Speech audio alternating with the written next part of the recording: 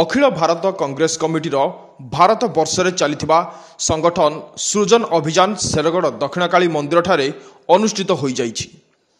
देवकांत शर्मा संयोजन संगठन सृजन अभियान कार्यक्रम में पर्यवेक्षक भाव अखिल भारत कांग्रेस कमिटीर पूर्वतन साधारण संपादक सचिन नायक, ओडिशा प्रदेश कमिटी सभापति तथा सानखेमुंडी विधायक रमेश चंद्र जेना अतिथि भाव में जोगदे उपस्थित कांग्रेस कर्मी मानू संबोधन करी देश में आज बीजेपी सरकार समस्त सांविधानिक संस्था मानू कब्जा करी समाजर दुर्बल स्तर में दलित संख्यालघु पछुआ वर्ग लोकों सांविधानिक अधिकार को वंचित करने को उद्यम करुछि। भोट चोरी करी शासन करुवा बीजेपी दल को देश और राज्य शासन तड़ाकू हेले कांग्रेस कर्मी माने लोकों निकट में पहुंची सेमानंक सुख दुखरे साहाय्य करने आवश्यक।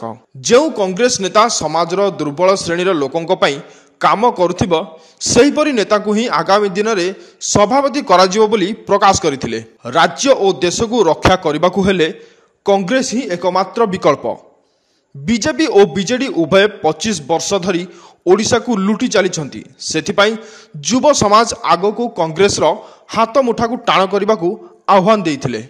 एही संगठन सृजन कार्यक्रम में कांग्रेस युवनेता शिवराम प्रधान, शेरगढ़ ब्लॉक कांग्रेस सभापति कुना बिशोई, सानखेमुंडी ब्लॉक पूर्वतन अध्यक्ष लक्ष्मीनारायण पात्र, पूर्वतन हिंजिली विधायक प्रार्थी रजनीकांत पाढ़ी, शिवराम पात्र, शेरगढ़ ब्लॉक कांग्रेस नेता रजनीकांत बिशोई, श्रीतम गौड़ समेत शेरगढ़ ब्लॉक विभिन्न पंचायत कांग्रेस कर्मी माने जोग देइथिले।